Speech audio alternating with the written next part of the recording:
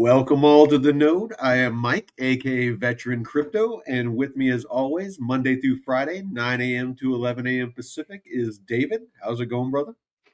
Good morning, Mike. Doing really well today, man. Got some better sleep last night. Things are good, man. I've been working on this newsletter, working on Bob and accounting.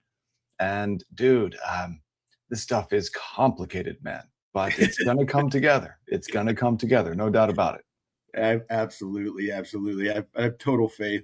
Yeah, I kind of I see a little bit, whenever things are popping up on Twitch and stuff like that, that you're doing testing and stuff. So yeah, it's kind of fun to watch you tinkering with that. But real quick, let's actually jump on over to the socials and make sure that we get that out of the way. So if you want to join the conversation, join the chat.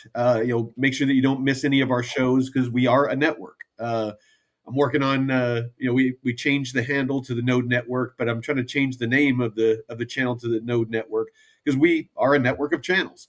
So, and we have some cool news. Ellie and Jay actually managed to get an interview with DeFi Kingdom. I've heard of it before, but it's a Web3 game.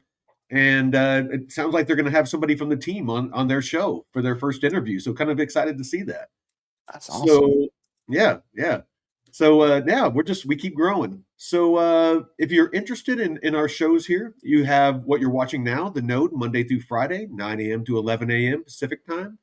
All these times are in Pacific. Crypto and Chill, Tuesdays and Fridays at 5 p.m. to 6 p.m. That's with myself and Jeff. You got the Blockchain Report. That's Jeff's show where he talks about early projects and airdrop farming. You got Sovereign Soil at 6 p.m. on Saturdays. That's usually me. Sometimes Drew joins me, but I just talk about homesteading and emergency prep, both of which I've been doing for decades now. Market Wrap, that's David's daily Monday through Friday, Market Wrap show that's at 1 p.m. Pacific time. And on Tuesdays and Thursdays, he's putting Ellie, who's in our chat right now, who hosts our gaming show. She's been a member of our community for quite some time, and he's putting her through his coaching program. So that has actually been pretty interesting to watch. Saturday, you got Saturday Night Fever. It's at 6 p.m. Pacific, and that is Jeff. He is a DJ and been interviewing a bunch of other DJs and giving tutorials on, if you're interested in, you're an aspiring, mixologist or whatever they call it. Yeah, that's a good one to jump in on. Isn't that for bartending? A mixologist? It is. But yeah, I was trying to come up with something that, I think it works. Yeah, it definitely works. Yeah. It's the study of mixing. So yeah. We got the Red Pill Thursdays at 6 p.m. So that's tomorrow night. That's basically where me, David, Jeff, and a host of other people, kind of rotate through when they have time. And we have drinks. We drink cocktails, drink whiskey, and debate hot topics, whatever's going on in the world. And then, of course, as I mentioned, Ellie and Jay, they host Gaming and Chill. And they are basically just play different Web3 games, different video games. We just kind of hang out. Sometimes I'll pop in there, but for the most part, it's them, and then sometimes other members from our community. So just a lot of fun. There's a little something for everybody here. If you want to pop over to X, you can find us at the Node Channel, all one word, and that's where you can get all the posts that our AI is going to be actually seeking out and 24/7 combing for the hottest news, and it will be posting it here soon. Right now, it's just little old me, but and then if you are so inclined, if you want to come over here to thenode.pro, this is our official website where you can find links to all the news topics that we talk about live on the show. You have courses, so you can go to DeFi University. That is our full educational course that is no charge to you, and it can take you from knowing nothing about crypto, wallets, DeFi, TradFi, banking. It will educate you on all of it. And again, it's no cost to you. You have nothing to lose, everything to gain from going through that. There's the link to that. You have the private coaching that I talked about that David is demonstrating, live on Tuesdays and Thursdays with Ellie. If you want to accelerate your, learning curve to where you can get up to speed faster and start earning in DeFi, that is a paid service. But again, he's showing with Ellie what it is to go through that. So it's fully customized to the individual. It's basically a hand holding where he walks you through how exactly to do everything. So get you up to speed much quicker than just trying to figure stuff out on your own. And it's going to help you navigate and avoid a lot of the mistakes that many of us, myself included, made when we first got into crypto. For instance, sending crypto to oblivion because you send it to the wrong address and it never arrives where you intended it to go. There's very simple mistakes that we make in our education. So it's an investment in yourself. Our AI newsletter that David was mentioning, that is, we have a current newsletter, DeFi wise, but that's one that myself and my brother Taylor put together every morning manually.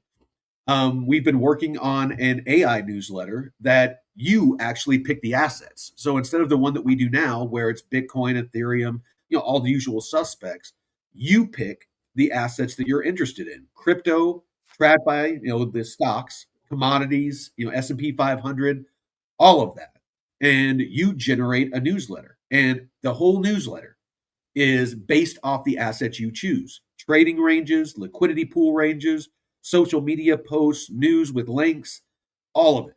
And it basically saves you like an hour, hour and a half of combing the internet, trying to find all this information yourself. And then, of course, the knowledge of knowing how to pick, trading ranges and liquidity pool ranges. So all of this is done for you. It, easily digestible, 5-10 minutes in the morning with your morning coffee or tea, and go about your day. So, it's going to be $20 a month, which equates to about 75 cents ish, a day. And what's your time worth? So, I got to say, Mike, in building that newsletter, yeah, um, if the whole idea of building an AI newsletter, it might sound really simple, right? no, It's, it's not. it sounds simple, but it's not simple. It's like Bing Bang Boom AI newsletter. Oh, yeah, AI newsletter, sure, no problem. Yeah. Yeah, so this is what that actually entails, right? So number one, you got to build all the backend logic for that newsletter so that it's pulling content from a bunch of Well, different sources. and not just pulling content, but accurate content, and then it's using that properly to come up with trading ranges and liquidity pool ranges, and and not hallucinating and giving bad info. That's the key. Right. But that's just one piece. That's Oh, just one piece absolutely. though, like the back end logic, that's just one little piece. And Yeah. then, you need to have the emails themselves with the newsletter actually sent twice a day to all of the subscribers. And you need to gate it so that, people who have subscribed, if they pause or cancel, that they can no longer generate and receive those emails, those newsletter emails. And then you got to make sure that there's onboarding so that people know how to use the thing. And so that's, that's and you got to make all these tools talk to each other. Like you've got to stitch them all together. So you got to have the back I end. wouldn't worry so much about the onboarding, just because we could do an episode on that and then just link to it, just show people, a walkthrough. So I mean, that part I wouldn't worry too much about. Yeah, that's what I've been working on for the past 12 hours or so, just in Clavio, because you really need, like, when someone buys something, Yeah. they need to receive an automated email saying, "Hey, thanks for your purchase. This is how you use the newsletter. Oh, This is how you get it absolutely. out." And so, like, that onboarding flow, there's actually three of those flows. There's the onboarding flow. And Mhm. then after that, there's, if someone decides that they want to cancel, there's a win back flow. And then there's also, if someone wants to pause their subscription, there's a pause flow. And then, if someone has canceled, then there's a re engagement flow. So all of these email flows are actually separate from the email newsletter itself that goes out, and they're sent from Clavio, whereas the actual AI newsletter itself is sent through Gmail, through Google Cloud. And so you've got like a bunch of different services that all have to talk to each other, and they've all got to be stitched together, and there can't be any errors in any of it. So basically what I've got so far is everything except for the flows, those onboarding and win back flows. And Ellie's saying, do I sleep? If not, what coffee you operate on? Yeah, so I'm a night owl for sure. But ever since I got here to the beach, man, it's just like I've only been here a couple of days, but like the sun, constantly having sun like this, uh, you know, I've been going to sleep a little bit earlier. So instead of, being in bed, like, passed out at 2 or 3, now it's like midnight or 1 and getting up a lot earlier, man. It's really nice out here, dude. It's really nice. Oh yeah, no, it's sunshine is so powerful. I mean, that's why my workstation here is in front of 2 big windows. As I get the morning sun that comes in here, and I can see all the critters. Like right now, I see like a bunch of squirrels and grouse and deer, and it's like freaking Snow White outside. Where all the birds are chirping. It's kind of nice. But That's pretty cool. so we got the AI newsletter, and then of course we have our store. So I'm still dialing in some designs for coffee mugs, t-shirts, hoodies, things like that. So if anybody wants to support the channel, most of the paid stuff that we offer is just optional stuff. Our Discord doesn't cost anything. DeFi University doesn't cost anything. Obviously, our channel doesn't cost anything. There is plenty here for everybody. The paid stuff that we do is more for people that want to take things to the next level. They want to accelerate their education. If they want to support the channel, that's the model that we're doing here is.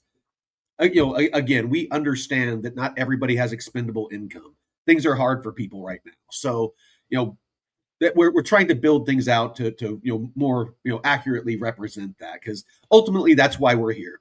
Me, myself, David, and Jeff are all just very passionate about helping all of you out there, be successful. And hell, we've been doing this. What was it you call it? Net negative or cash flow negative? Cash flow negative. We've been doing this at cash flow negative for like almost 2 years now. This October will be 2 years. So it's not about money for us. It truly is just about showing up every day, giving great content, and trying to help you all out. So anyway. Yeah, man. I'm in a cash flow negative position.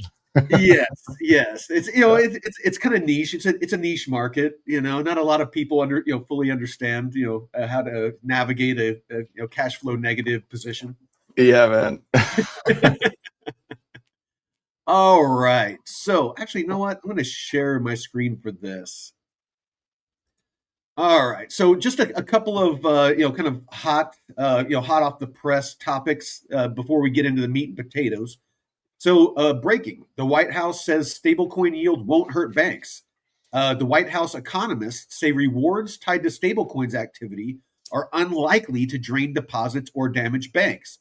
So this goes against what the banks are claiming. So the banks have been fighting stablecoin yield, and the ability for platforms like Coinbase and stuff like that to offer stablecoin yield, because they were claiming it was going to be this Armageddon for banks, and that all the liquidity was going to leave the banks, and that they were going to collapse, and financial Armageddon was going to happen. And so the White House economists are saying that's not the case.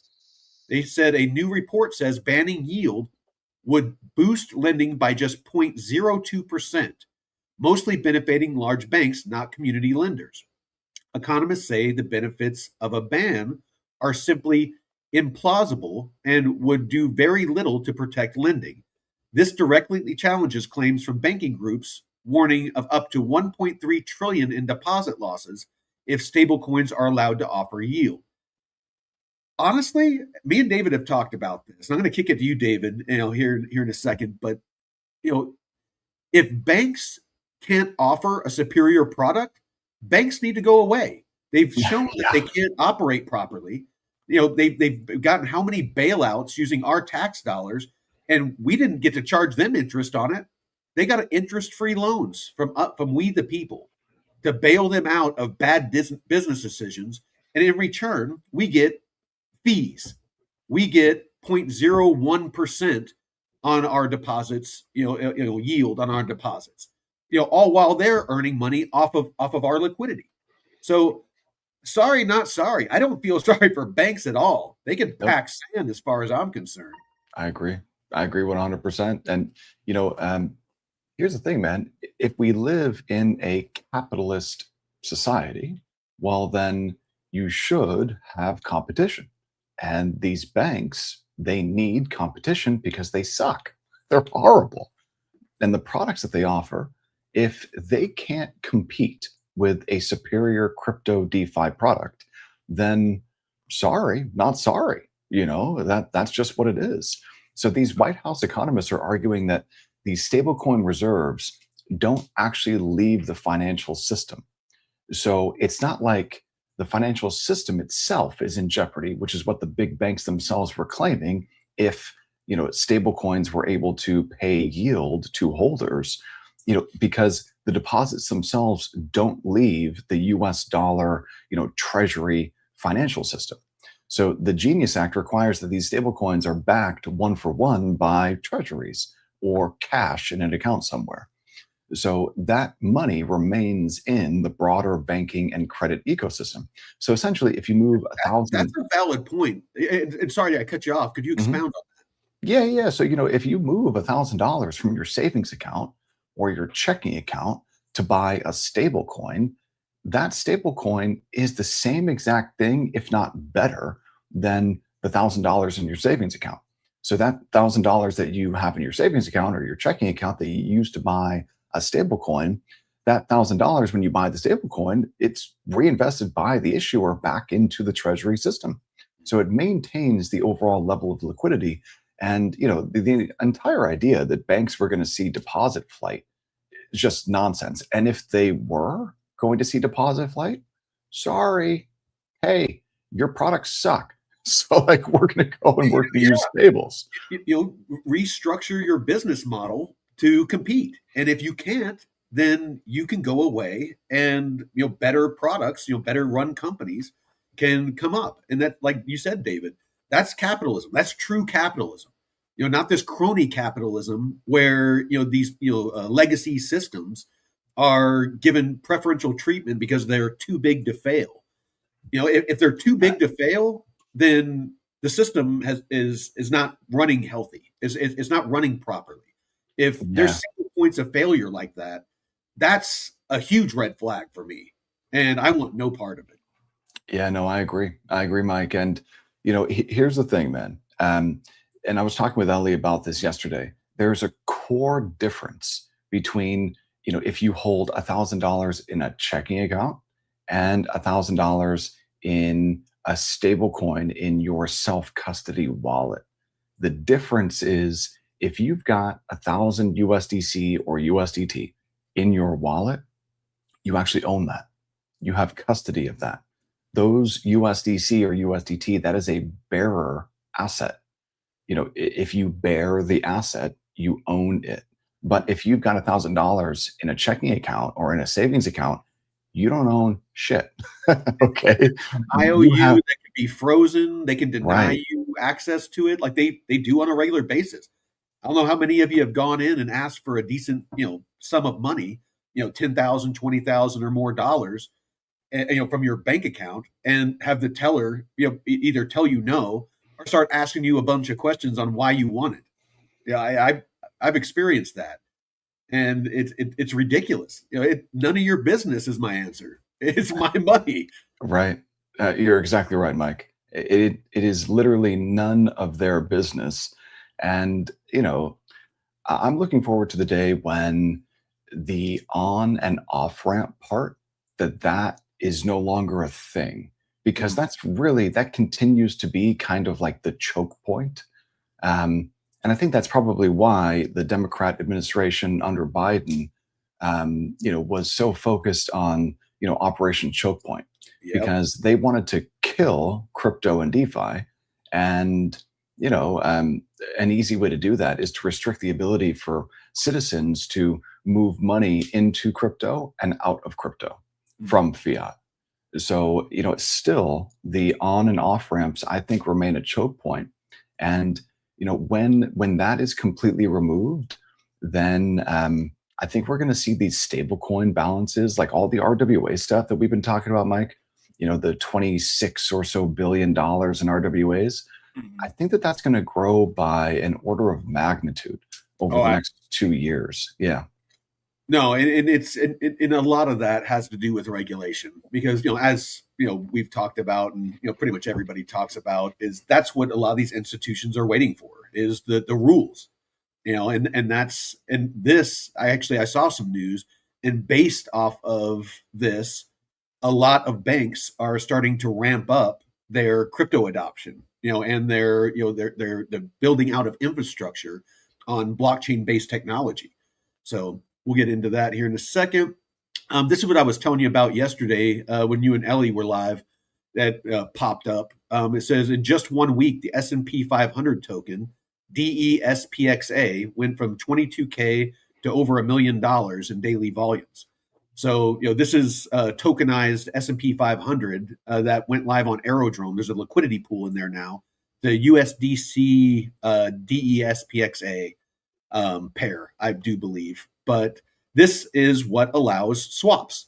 So you can actually swap USDC. So like he was talking about, Ellie, if she has USDC in her wallet, she can actually buy exposure to the S&P 500 with a couple of clicks instead of having to go through a broker and pay them a bunch of fees and wait days, or more, if it's a banker's holiday or a long weekend or something like that. Because if you're not familiar, I won't bore you with the details, but it's not as simple as just sending an email or making a phone call and saying buy sell.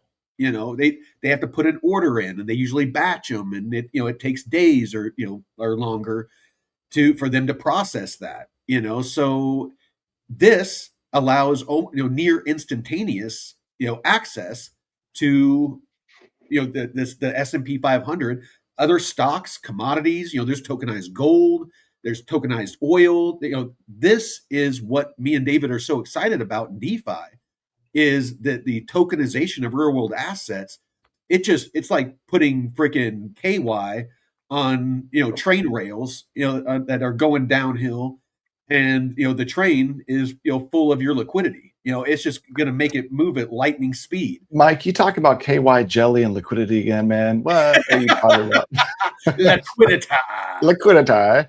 So, check this out, man. Whenever I see something, from a banking organization about, stable coins and it's going to divert liquidity away from this or away from that, I'm sure that pretty soon we're probably going to see, brokers talking about, well, hey, if people swap into, they're not going to need us. Yeah, if people can swap into a tokenized S&P 500, then there's going to be. Well, what about the children? The children, they're going to start talking some nonsense. The thing is that many of them are already being replaced with AI. A lot of those brokers and stuff like that. All of that because with AI, they're eliminating a lot of human error. They're removing a lot of the friction, a lot of the time that it takes, and AI with access to a wallet, a crypto wallet, and would be able to, do everything that these brokerages can do with a lot cheaper, a lot faster, a lot more efficient, and they're already being built out. So, I mean, that time has come. For all these brokers, that time has come. So, Mike, when I was opening up the node's TradFi bank account a couple weeks ago, when I was sitting there talking to the lady as she's opening up the account, in the corner office right next to me was, I guess you would call it like Merrill Lynch's broker. And so as I was there for about 45 minutes, there was this train of old people going into this corner office and Yeah. talking to this lady, this broker. And, these people are like, in their late 70s, 80s, maybe even 90s. I don't know. Mm. But, they're older people. They've got wealth, right? And they own stocks and bonds and shit. And this lady is talking to them, and I can hear their conversations. Yeah. And dude, like, it was bad. Okay. Like, this lady, like, I'm sure she's doing her best, man. But, bro, like, should have been replaced by an AI agent a long time ago. Because Yeah. if the goal for an institution, like a brokerage institution, is for their clients to make money, well, then you don't want that lady talking to clients. But I'm not convinced that that's actually their goal. I It's don't not. think they I don't think they care if their clients make money or not. I think their only goal is charging fees. Yeah. Like, that's It's it. the same thing as the bank. The bank that isn't there to make you money. They're there to charge you fees. Because, dude, like, just listening to those conversations, I Mm. could hear little bits and pieces of the conversations. Um, yeah, it was not encouraging. It was not encouraging. So I'm really looking forward to, seeing these banks and brokerages. I want to see them get eaten alive by DeFi. That's what I want to see. I want these AI agents and crypto and DeFi to eat these banks and brokerages. I want to see them get their lunch eaten because, hey, you know what? That means that we win. We win. We win if that happens. Well, it will So, definitely tip the scales back the other direction. We the people would take back a lot more power when it comes to the amount of liquidity that we control because they've had a monopoly for way too long, and it shows. I mean, look at what goes on in Washington. Look at all the legislation and the laws, and I mean, it all benefits them. None of it benefits us. no, So man, it's really a lot of it is pretty gross, to be honest. Like, not only does it not benefit us, but it's like created in such a way that it is exploitative. They create these rules and laws to exploit us. And that scene in the Matrix, Mike, where Neo is being shown the Matrix for the first time, and Morpheus is saying, "Hey, this whole thing is created to turn you into a a battery. battery." Yeah. Yeah. Well, I think the system that we live in now is created to turn us into, an ATM, Well, a yeah, cash machine. liquidity machine. Liquidity. No, it really is a That's liquidity all it machine. is, man. They want you to go to work. They want you to go into debt. They want you to pay taxes. It's you. We exist to feed them and their lifestyle. That's really what it is. I mean, they teach you that in elementary school. I mean, the schools haven't changed in hundreds of years. They line you up, they make you sit there for 8 hours a day, and they teach you how to be a good little citizen and go to a job and work 9 to 5 and get married, have kids, and go into debt, buy a house, go to college. All the things that we were told to do, and all of it benefits them. Yeah. At best, you have a nice house and you have a nice family, and you work until you're 60, 70 years old, and probably a couple years after you retire, you die. You Well, know, fuck that. Fuck It's- that. no, that's why I What, retired. what type of a fucking system is that? You No, but know, that's the system we're sold. I mean, is it or is it not? I it mean, is. that's what we're told to do the whole time we grow up. Is you go to school, you go to college, you get a job, you buy a house, you have 2.5 kids and a dog, and you work and save, and hopefully one day you can retire at like 60 or 70 years old, when you're too old to actually enjoy it, and and hopefully Mike, you I have think that I'm sorry for cutting you off, man, but I think that most people really don't understand money at all. And I think because I didn't until I really, threw myself hardcore into crypto and DeFi, I Mhm. didn't understand money. And I think that most people think that in order to be able to retire, they need some massive amount of money. They need hundreds of thousands, multiple hundreds of thousands, or millions of dollars to be able to retire. and it's just not true. It's just not true at all.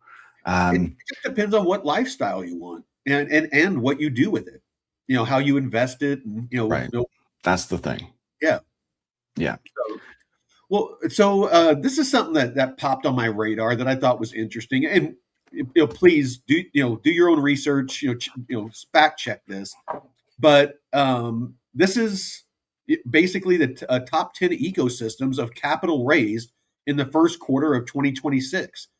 So Polygon, I guess Polymarket invested $612 million in 2 rounds. In the Polygon, Matic ecosystem, or POL. Plume got 288 million from Black Opal, which is part of BlackRock. Those that don't know, Plume it's down hard, and as David pointed out a couple of weeks ago, the liquidity took a huge dump, out of their ecosystem, but it is a purpose-built layer one for RWAs, and what kind of their flagship or their big one is Nets Credit, which specializes in baskets of assets. But a lot of them are from Black Opal and Fidelity, and a lot of these big big asset managers.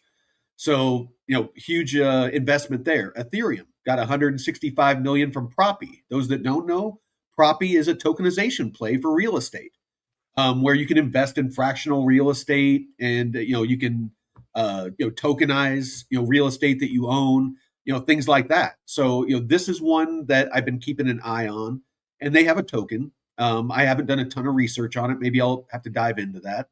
Solana I've never heard of UpXE, but 164 million. Base got a 64.6 million from StreamX. That might have to look and see. Would you mind looking that up and see what Sure. StreamX is? Yeah, let's take a look. BNB Chain, Opinion, Sonic got 25 million from Flying Tulip. Bitcoin, somebody invested 25 million from Babylon. Hyperliquid got 21 million from Based, and Crosschain, never heard of it, got an investment of 20 million from Relay. So interesting, because other than Bitcoin, BNB, and Solana and Ethereum, a lot of these, like Crosschain, never heard of. Plume, like I said, is down quite a bit. So I might plus up my position, because it's down enough that you know what? Don't do that, Mike. That's a fallacy. That's a cognitive fallacy. So I thought about it. I have enough Plume, and it's not just because of this. I'm really bullish overall on Plume, but I have enough of it. I was looking at an opportunity to lower my average entry, but I think that liquidity could serve me better in some other project. Right. Exactly. So this is the way that I think about that. Number one, I don't average down. Number two, there is such a thing as the sunk cost fallacy. Mm-hmm. And number three, you've got to think also about opportunity cost. So let's say that maybe you're sitting on or a person is sitting on a bag of a token. It doesn't matter what the token is, and maybe they're down some percentage amount. Some percentage amount greater than 50%. Okay, so like down a lot, like 60%, we'll say. Let's say 60%, and you have fresh cash, right? Mm. And you want to do something with that cash. Well, your brain, if you continue to be bullish on that project or token, your brain is going to tell you, oh, well, it's down 60%. I still think it's bullish. I still think, number go up at some point. If I take that cash and I buy more, well, I'm going to lower my cost basis, and then I can make even more money if or when it comes back. So, right. So number one, the strategy there on making money is hopium. That's the strategy. So like hope isn't a strategy, right? Yeah. So that's number one. Number two, you've got this sunk cost. And, you don't want to necessarily throw good money after bad when you've got, What exactly is sunk cost?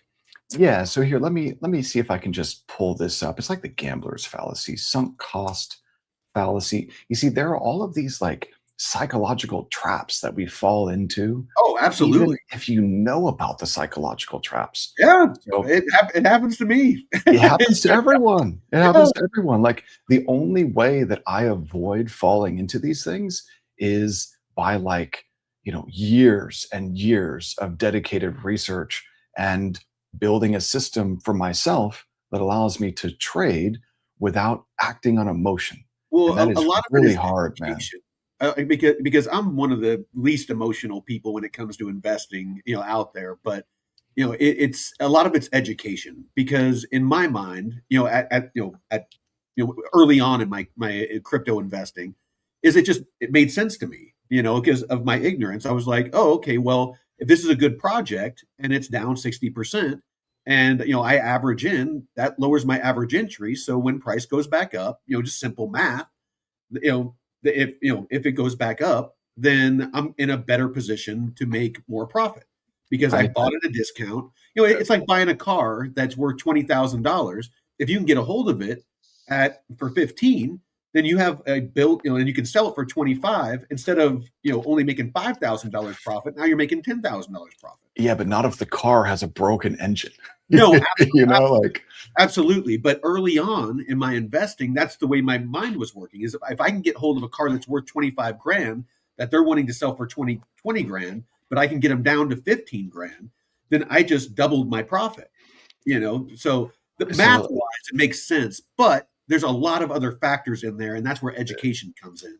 so this is why I would actually say, Mike, that analogy is I don't think that analogy is valid if we're talking about a token, an investment in a stock, or an investment in a company, or an investment in a DeFi Oh yeah, no, protocol token. I oversimplified it just to prove a point of what a lot of people and the mistake that I made early on in my investing was that I oversimplified it and I just was thinking about price wise. If I can lower my average entry, if it goes back to the price it was before, I'm going to be in a much more profitable position than I was the last time because I bought at a cheaper price. But Right. there's a lot of other But factors in there that you have to factor in. but so what is the strategy to get back to that That entry? that's what I'm saying though. But You know again, what I mean? when you're early on in your investing and you don't fully understand the tokenomics and the mechanics and the fundamentals of how a lot of these projects work and the cycles and just all these different variables, and you're not taking those into account, you're just simply looking at price with blinders on, then that's where we make mistakes like we're talking about now. So let's talk about the sunk cost fallacy just Okay. real quick. So the sunk cost fallacy is a cognitive bias where we continue an endeavor, whether it's like a business project, a relationship, Mm. a movie. You've got time invested in watching a movie, or Oh, money, I've done that. right? Oh, actually, hold on. Finish, and I'll tell you a story. Yeah, so the sunk cost fallacy is when you continue an endeavor, irregardless of what it is, because you've already invested time or resources into it. But in reality, those resources are sunk. They're gone forever. And those Cut your resources that losses. Cut your losses and walk away. well, maybe not cut your losses, but you shouldn't allow those sunk resources to influence your future decision making. So the only thing that should matter is like the incremental cost versus the future potential benefit. So the fallacy happens because we are biologically wired to be loss averse. Yeah. We feel the pain of wasting what we've already spent Go more. to Vegas and watch people gambling, and you'll watch it in real time. Right. So, we People feel people keep betting more and more and more to try to win back what they lost. it's all about like the way that our brains perceive pain and pleasure. Mhm. It's weird, man. So like we feel the pain of wasting what we've already spent more than we value the potential gain of moving on. So that's where you get, where you've got a bag of a token, it's down 70%. And not only do you not sell it, You but buy more of it. you buy more, which is Yeah. like the exact opposite of what you Yeah. should do? So yeah, it's a weird one, man. So I'll tell you a quick story. It's not about crypto or investing, but on my last deployment, me and my the officer, the C, not the CO, but my OIC, I was the platoon sergeant. We went, in our off time, we went to go watch a movie, and we watched this shitty ass movie called oh, I forget what it's called. Is it some alien movie? Looked really good, and we started watching it, and we sat through the whole thing, and it was a shit box. It was a turd. And so me and him formulated a plan on Mhm. how to, basically get that time back. So we convinced our whole platoon that it was the production value was amazing. It was such an amazing movie. They all needed to go see it. And so they all rushed to go watch it and sat through the whole thing and came back, and they were just all salty and pissed Mhm. because so basically we got value out of it. We got entertainment value out of it because we tricked them into going and wasting 2 hours of their life watching it as well. So it's very much like crypto. It's like people that invest in a token and it ends up being a shit box, and they convince other people to go buy it as well so that they can make their money back. So um Yeah, this is something that a lot of people fall into, in crypto, like all the time, because it's just easier to think that if I average down, if I DCA in, that I'll get a better entry. And then when people always say this, they'll say, when it recovers, well, but why would you think that it's going to recover? Like whatever token is out there, you know, mhm. the expectation should not be to just hope for recovery. Oh, Um, absolutely. Absolutely. yeah, No, this and is a valuable lesson. Well, yeah, Jake Collections said, I just found you guys on school and joined the group after you accept. So yeah, I'm welcome. actually going through right now. Yeah. So welcome to the community. Welcome, welcome. Very cool. Very cool. Yep. I just went All ahead and right. accepted that. So, hopefully Jaded Collections goes through the education and gets some value from it. All right. So it looks like we got. So yeah, this is what I was talking about. FDIC approves the Genius Act rule. Banks cleared for stablecoins and Bitcoin custody. The FDIC has approved a rule under the Genius Act, paving the way for banks to integrate digital assets. Banks can now issue payment stablecoins via subsidiaries through though these are not FDIC insured yet. Tokenized deposits will be treated like traditional ones with a one-to-one reserve requirement in cash or T-bills. Institutions such as JP Morgan and BNY Mellon are accelerating their crypto services. So this is what I was talking about earlier. The banks, they see the writing on the wall. They fought as much as they could under the last administration using Elizabeth Warren and the SEC with Gary Gensler and Choke Point 2.0 and all of those things to fight crypto, and they lost. So they started building out as quickly as they could, on this technology. And it looks like they're starting to lose traction on, kind of their stranglehold or their monopoly on liquidity and, being able to, pay yield and earn yield and things like that. So it looks like potentially that, they are having to adjust. They're having to adjust their fire because of the evolving, legislation and ecosystem. So this is the war that's going on right now, the battleground for the future financial system and how that is going to look. The 30,000 foot view of the battlefield and how it's going to end up, getting sectioned out. Who's going to own what, who's going to be able to you know uh, who's going to be able to pay yield, who is going to be you know not be what DeFi is and is not legally going to be able to offer clients, and what monopoly, what aspects of the current monopoly that banks and institutions have, what which aspects of those are they going to retain? Did that make sense?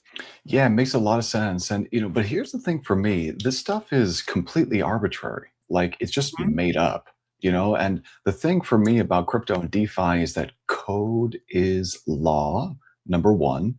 And number two, when you self custody an asset, you own that asset, which is diametrically opposed to what you've got if you hold cash in a traditional bank account. You don't own anything in that example. So Mhm. this FDIC thing, it looks like there's a couple of things that we should touch on here. The FDIC is making this legal distinction between two things that look very similar. Okay, you've got these payment stable coins, and think USDC, USDT. They're called so it's all about the legal jargon here, which is arbitrary. Okay, it's just made up to protect banks. So the payment stable coins, these are treated as liabilities of the issuer, not the bank. And legally in the United States, according to the Genius Act of 2025, USDC, USDT payment stablecoins are meant for payments and are not insured. And then you've got these tokenized deposits. So if a bank like simply puts your actual checking account on a blockchain, the FDIC has clarified that these are still deposits and are insured, providing that they meet the standard legal definition of a deposit. So basically, if you've got a tokenized deposit, like what was that JP Morgan dollar, JPMD on the base chain, Mike? Yeah, I think it was JPMD. Yeah, if you've got like JPMD on the base chain, that is a tokenized deposit. And according to this, it looks like that's probably going to be insured. But if you hold USDC or USDT in your wallet, Mhm. then those are payment stablecoins and not insured. But Mhm. at the end of the day, this is just like complex legalese to protect banks. Mhm. So it says, why the no insurance stance? Well, they're saying that they want to prevent systemic runs. So if stablecoins like USDC or USDT were insured, then Yeah. a mass exit from a stablecoin could theoretically drain the FDIC's insurance fund.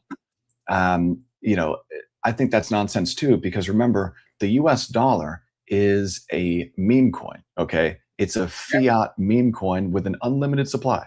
It's So worse than a meme coin. yeah. So if they're talking about like, hey, this could drain our insurance fund, no, it can't, because you can literally just go to the Fed and they can print you up a brand new batch of dollars Yeah. and refill that insurance fund. So that's nonsense.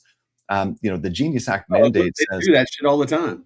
yeah, they do it all the time. I mean, look at what is it since COVID? Look at how much was it 80% of all money that's ever been printed in the U.S. has been since COVID.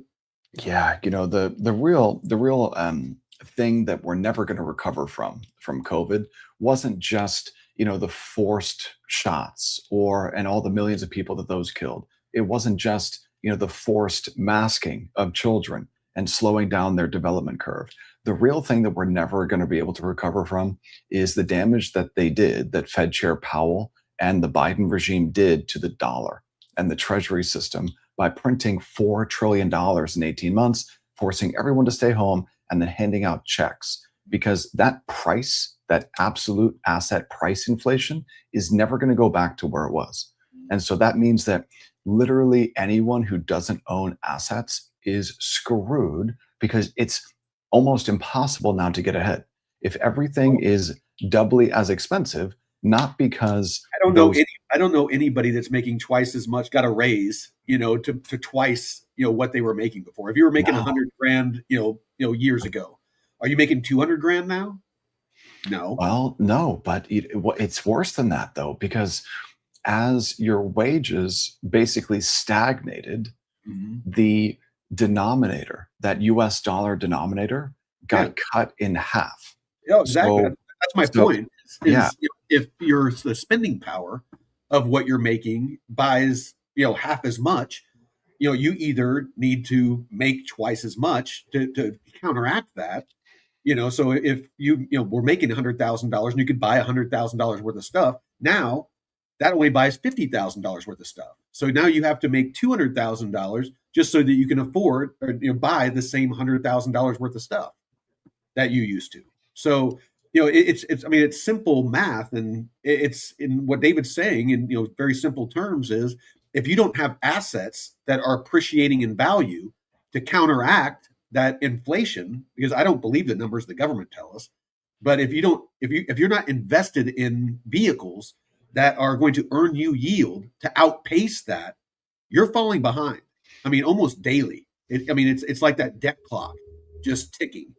You're losing buying power on a daily basis. Yep, 100%. And it's never going back to where it was. No. I've seen, you could just go to like a Costco. There's a couple of people who, have been going to Costco for years and years and, posting about it on the internet, posting about it on YouTube, right? And so a couple of, YouTubers that I've seen have posted content where they're showing pictures that they took in 2019 or Of their receipt? 2020. Yeah. No, not just the receipts, but also just The prices. the prices, the price tags on things, and showing the exact same items today. And what we've basically lived through as a result of Biden and Powell in 2020, through the pandemic policies that they instituted, was we lived through asset price inflation of 100%.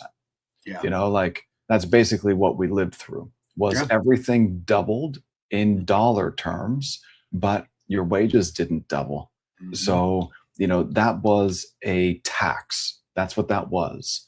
That's what inflation is. And actually, I've heard people call it an invisible tax. Inflation is an invisible tax because it really does. It moves value back to the government.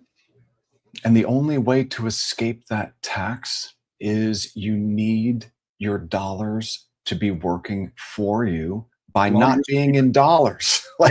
You can't be holding cash, man. You got to have something else, whether it's real estate or gold or Bitcoin or Ethereum or literally anything else. Cash is a depreciating asset. You could buy a car and it would probably be a better investment than holding cash. And then, think about the next big print, because there's a lot of guys speculating about, when is the Fed going to engage in this next money printing operation? Because whenever there's some type of a crisis, that's what the Fed does. Their tool set is more. That's their only tool. MOAR, more. And that's why there's that meme, that has, Powell, where he's, printing money, he's cranking on the machine and it's, spitting out money. They only have like 2 or 3 levers that they ever pull, and it's interest rates and print. Yeah. And, right now I'm just thinking to myself, well, what happens if throughout the next couple of months, there's some type of a crisis? Because now that we've got this, Never. Yeah, I'm thinking, okay, what happens if there's an actual crisis? Because we just got this, ceasefire in Iran, right? So that's a positive, I'm sure. But crude oil didn't collapse in the way that I'm sure a lot of people were expecting it to collapse. In fact, we're basically just on crude right now. We're basically just sitting at the level that we were sitting at, a couple of days ago. So we're basically just sitting at where we were on Friday, March 27th. Well, and I think there's still a lot of unknowns because it is just a ceasefire. It easily could be broke. This is a great segue into our first big news topic, but there's still a lot of unknowns. So I think this is cautious optimism right now. So the price could if the ceasefire holds and or there is some sort of deal or arrangement that's made and the tensions ease, it could go lower. But again, it's the ceasefire could be broken by either side. Things could kick back off and prices could kick back up. It's it really just depends on what happens. Yeah, I gotta say, Mike, when I read about, whoever's left in Iran, because it seems like all of the people that were running that evil regime have been blown up, and thank goodness for it. You talk about, there's a reason why President Trump and Hegseth named that Operation Epic Fury, because dude, I can only imagine the information that they must have access to, and so they must know the type of evil going on in the Islamic Republic of Iran. And so, they have destroyed all of the leadership, and thank goodness for that. But somehow there are still people in Iran charging tolls for crossing the Strait of Hormuz. Well, and that's a perfect segue into the first topic. So the Hormuz toll, Iran's new crypto mandate. The biggest story of the day is the formalization of a mandatory cryptocurrency toll for all oil tankers transiting the Strait of Hormuz. Following the fragile ceasefire, Iran's Islamic Revolutionary Guard Corps, or IRGC, has established a digital toll booth that effectively bypasses the US dollar. The fee: ships are being charged $1 per barrel of oil for a very large crude carrier, VLCC. This equates to roughly $2 million fee per transit. The method: Iran is exclusively accepting Bitcoin or stablecoins and the Chinese yuan. The anti-seizure tactic. According to the Financial Times, tankers are given a seconds-long window to complete the BTC transfer after their cargo is verified via email. This design prevents international authorities from tracing or seizing the funds in transit. Market impact. Bitcoin has surged towards 73,000 today as the market prices in this massive new utility demand for the asset. So what are you seeing, David? Well, I see in the chat, Mike, that we've got the Big East Band saying America are terrorists. And like, dude, what? Well, so maybe technically we are to bad people, to terrorists. We're by definition we're terrorizing them. So I think that we are virtuous, and I think that it should have been done a long time ago. We should have gone in and removed that regime a long time ago. Well, to be 100% honest, and this is from a military vet of 22 years. Are we without sin? Absolutely not. We've done some shitty things and mistakes are made. But if you don't understand war, and as terrible as it is, sometimes it's necessary. And collateral damage and bad things happen in war. It's part of war since the beginning of recorded history, and even before that. It's just if you don't understand that, you really shouldn't be talking about the topic. Talk about it all you want, freedom of speech, but if you don't understand the topic and you just make blanket statements like that, it has no value whatsoever. You're giving your personal opinion, which means fuck all, really. If you're not able to put logic, reason, facts, statistics, stuff like that behind it. But you are right, to certain individuals. It's like, yes, the US would be considered terrorists because, of the literal definition of it. But damn, dude, the Big East Band is going hard. He's calling BS. He says we don't understand the topic. Dude, I spent 22 years of my life in the military and multiple deployments. I understand geopolitics. I understand the military. I understand military history. I understand the region, the Middle East region. I have friends, lifelong friends that I met in the Middle East that I still correspond with.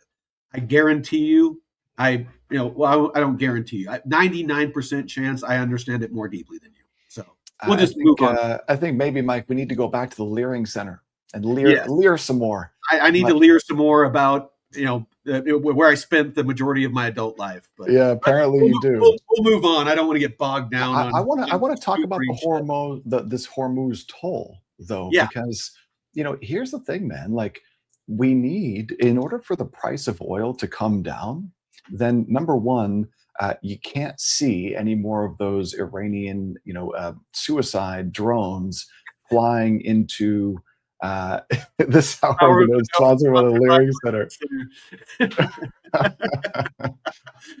I mean, so I saw that right after the ceasefire was like announced, that there was actually another Iranian drone attack on a Red Sea pipeline of Saudi Arabia's.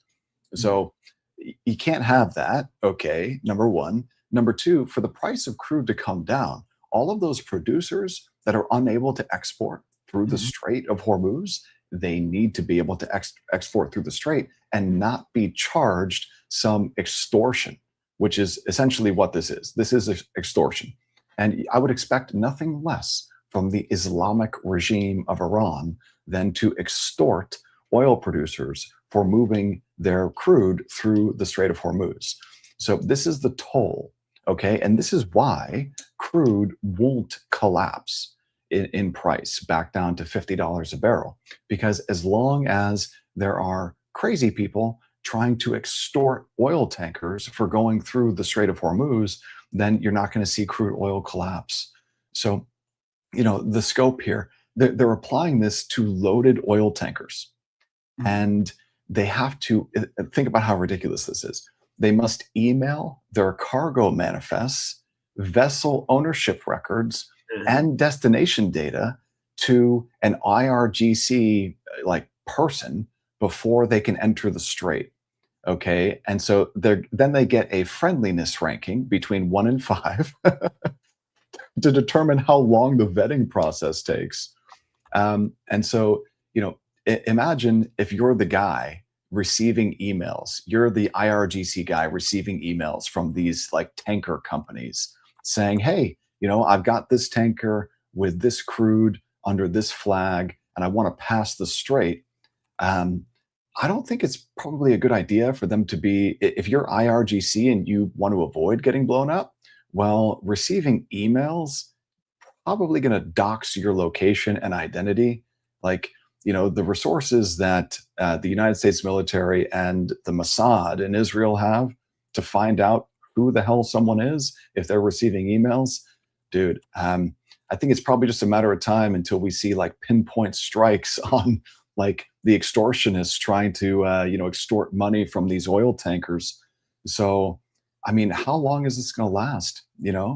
Probably for a while. And that's likely why crude oil doesn't just collapse back down into the 50s.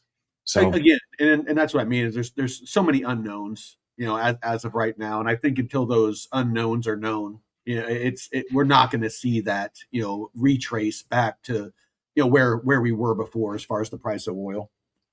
And there's like 700 ships out there in a massive like maritime car park outside the strait. Because none of these companies are complying with this crypto mandate. They're unable to because it's illegal. They cannot comply with an extortionary crypto mandate due to the legal risks of violating international sanctions. So, they literally can't comply. They won't comply, which means that no shipping through the strait. That's what that means. Yeah, it's so, and I see the Big East is saying so Bitcoin will be accumulated by every nation going through the strait. That whoever that is really does not understand this topic, and then it's becoming more and more evident that they're not going to be accumulating Bitcoin. Well, I think I understand what they're saying. He's trying to, or they are trying to say that all these nations are going to have to buy Bitcoin now to pay the toll, I think is what he's trying to say. I mean, yeah, no, but the toll's not getting paid though. That's the thing, because it's illegal for these shipping companies to pay it in the first place. Well, and this one here, there'd be no extortion without Trump. He caused this. You might want to do a quick Google search. Iran was choking off the strait before the U.S. went to war with them. So, yeah, it's always interesting to people that are so sure of themselves, and so confident in their comments, but they simple searches. Hey man, look, Trump derangement syndrome is a real thing. It's basically like the most extreme type of cognitive dissonance imaginable. Yeah. All right, so let's go into TradFi and macro. So some are saying that potentially that this could set a precedent, if it does become a thing, to be the death of the petrodollar. So while the petrodollar has been under threat for years, today's news from the Strait is being viewed as by analysts as a structural decoupling. The 7.3 billion revenue stream at current traffic levels of 20 million barrels per day, this crypto toll system could generate over 7 billion annually for Iran's reconstruction efforts. Market sentiment. The S&P Global data shows tanker transits are beginning to recover under the new controlled passage system, but Western linked vessels remain largely blocked or forced to use intermediaries. Oil prices. We talked about oil prices.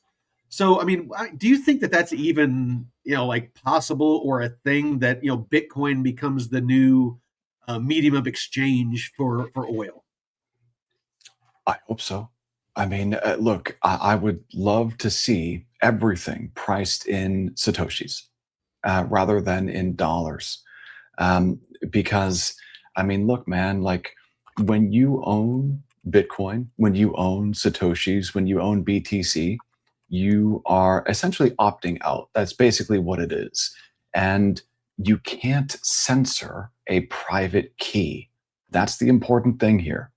So I would love to see everything denominated in BTC. I would love to see that. But is the petrodollar under threat? Yeah, no, I don't think so, because it's illegal for most of those ships to pay this extortionary toll to cross the Strait of Hormuz. So they're not going to be able to pay it, which means they're not going to cross the strait. So, um, yeah, I don't think that we're going to see any structural threat to the petrodollar as a result of this. If anything, I think that it strengthens the position of the petrodollar, because what we've seen is the isolation of China, and we've seen Russia severely deplete its ability to fight. So, who are you going to go to hold your store of value, to hold your wealth? Are you going to hold it in the US Treasury system? Or are you going to hold it in yuan? Or are you going to hold it in euros?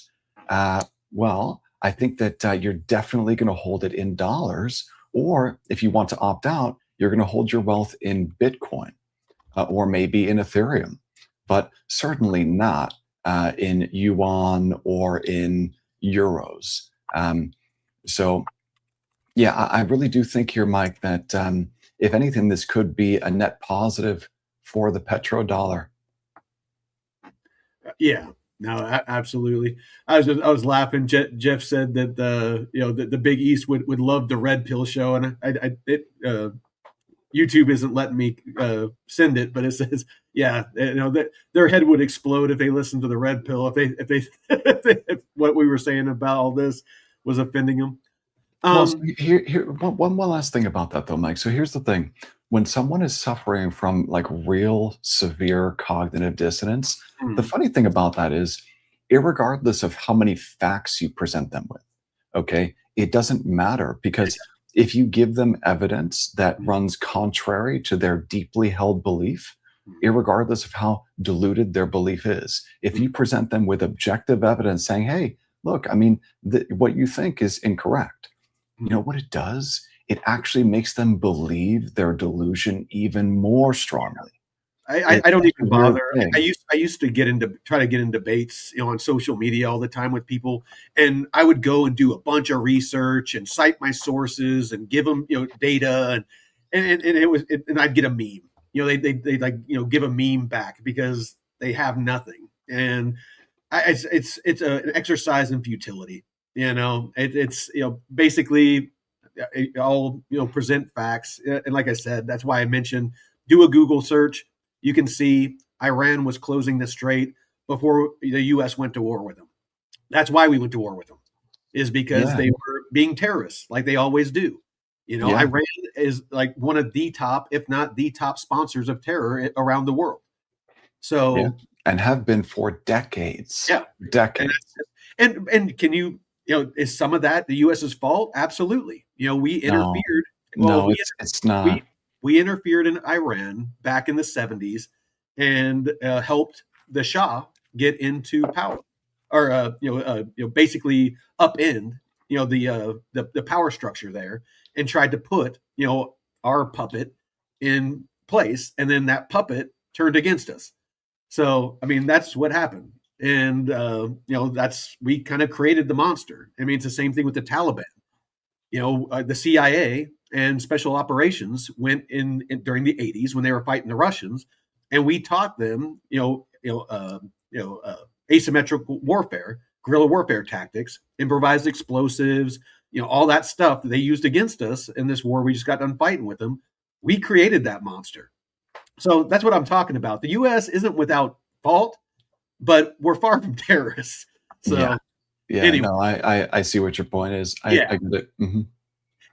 Like I said, I don't like it, but you can't debate facts. My feelings don't matter. I just have to go with the facts, and those are the facts. I know guys that were there, in my military career, that helped teach, what ended up being our enemies. All right. So next up, DeFi and security, the $1 billion Polkadot fake deposit attack. In the DeFi sector, a major crisis was averted this morning. The incident, exchange giant Bybit detected and blocked a massive coordinated fake deposit attack targeting the Polkadot or DOT network. The scale, the attackers attempted to exploit a vulnerability that would have credited over $1 billion in DOT to their accounts without actual on-chain confirmation. The outcome, Bybit's risk control team neutralized the threat before the funds could be withdrawn, marking a win for exchange security protocols in 2026. So this is different than a lot of these exploits that we've been seeing in recent years, where these protocols aren't catching things, and like the one that we reported on here recently, it looks like they were able to mitigate and stop this one. Yeah. So, Bybit famously, the CEO sent $1.5 billion in ETH to North Korea. So, Really? yeah. So he made a boo boo. There was, some exploit of Gnosis safe, Oh, and he mistakenly transferred $1.5 billion of ETH to a North Korean hacking group, Lazarus, right? But those guys this, are highly successful. That Lazarus group. yeah, man, they really are. They're quite good at the horrible stuff that they do. Yeah. Um, but this attack here, or a potential attack, it looks, and I'm reading about it right now. It wasn't a smart contract hack. Instead, they used an RPC, or remote procedure call exploit, Mm. to fool the scanners that exchanges use to verify deposits. So they used batch transfers where a massive transfer was intentionally designed to fail on chain, but smaller sub transfers within the block were meant to look like they succeeded. So the goal here was that the hackers hoped the exchange's automated system would see the success flag on the batch and credit their accounts with the full amount before the system realized that the actual dot balance hadn't moved. So Bybit stated that their monitoring systems flagged and stopped the attempts that would have triggered over $1 billion in fraudulent dot credits. So that's pretty interesting, man. So many clever ways to try to exploit these systems. Yeah. But what does dot do again? Uh, Do we really want to go down that rabbit hole? I don't remember. What does dot does what? Isn't it like interchain messaging or some type of messaging protocol? They call themselves like the Internet of Blockchains. I know I've heard it called that. The internet of blockchain. Yeah. And I used to be up on it, but it's been so long since I have kept my finger on that pulse. I won't even embarrass myself with trying to say what it is that they're doing now, because I'm sure they've evolved since then. Yeah, I mean, it's got like all sorts of random stuff that it looks All, like all they the do. buzzwords, all the usual suspects. Yeah, I'm just reading about it right now, and I see stuff like hard cap and real world assets and like staking and cool technology and pay as you go. And I don't know, man. Like, what exactly does this do again? It looks like it's a governance token. Dot. It looks like a governance token where you can stake it and earn some yield. Doesn't matter what yield you earn if the token is just going straight down. Um, and yeah, so this is nonsense. So yeah, but I took a There's, look at the chart of Dot, oh and yeah, please, yeah, yeah. Share, yes, share that one. Yeah, we yeah, gotta. let's take a look at this. This will be interesting. Yeah, This could be let's actually let's look at some charts. Let me hand the mic to you for a bit, and you can go sure. through some Let's charts. let's let's run through some charts here. So let's start off with good old polka dot, since we were talking about a near polka dot exploit. Um, this thing at $1.30. Why can't this be at a penny? You know, like that's my thought here. Now, if I hop on over to coin market cap real quick, I'm curious to see where dot is on the list, because I'm pretty sure that it's somewhere like in the top 100 or something like that, isn't it? It's number 36. Dude, this is crazy, because like a $2.1 billion market cap for nothing, for doing nothing. And that's a problem still for crypto. Is that there are a lot of protocol tokens, a lot of governance tokens, a lot of projects that continue to be vapor and Well, their yet have market cap and massive. their price are pure speculation. And just like what we were talking about earlier, it's trapped capital. The reason why it's still got a multi-billion-dollar market cap is because there's probably a lot of bag holders out there who are unwilling to realize a loss because of some sunk cost fallacy that they may still be suffering from. Mhm. So when I take a look at these top 40 or top 50 here, if we just run down the list, XRP is the best example of a token that does nothing, never will do anything, and yet has a massive market cap. Yeah, You take a look at something like Doge. This is a straight up meme coin, but it's different from most other memes in that this is also a layer one. This is a proof of work layer one. So, theoretically, anyway, you could build something cool on top of this layer one chain, maybe. But, for a meme coin to have a $15.8 billion valuation, it's kind of, why would you though? I mean, you yeah, like can. why? Yeah, Yeah, why not build on Ethereum or build on, a Bitcoin layer two, or create your own Bitcoin layer two? yeah. Um, you know, And then you got ADA, which 9 billion for nothing. Like, this doesn't do anything. You got Bitcoin Cash, which like 8 billion for what? Why does this even exist any longer? You've got Zcash, which, hey, you know what? It's great. Privacy coins are great, but the moment that Bitcoin transactions can be made private on layer twos, let's say, which they can be, or Ethereum transactions can be made private, which they're working towards this year, then why would you want to hold Zcash or Monero? You know, you take a look at something like Stellar, $5.3 billion for nothing. You take a look at, Basically an XRP clone. yeah, like 5 billion for what exactly? You got Litecoin. This is just like a Bitcoin, one of the original Bitcoin forks. Don't know why this still exists.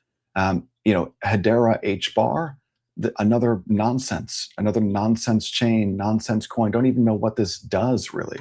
It's just like, if you take all the buzzwords together, that's all of these ISO tokens like H bar and Stellar XLM and XRP.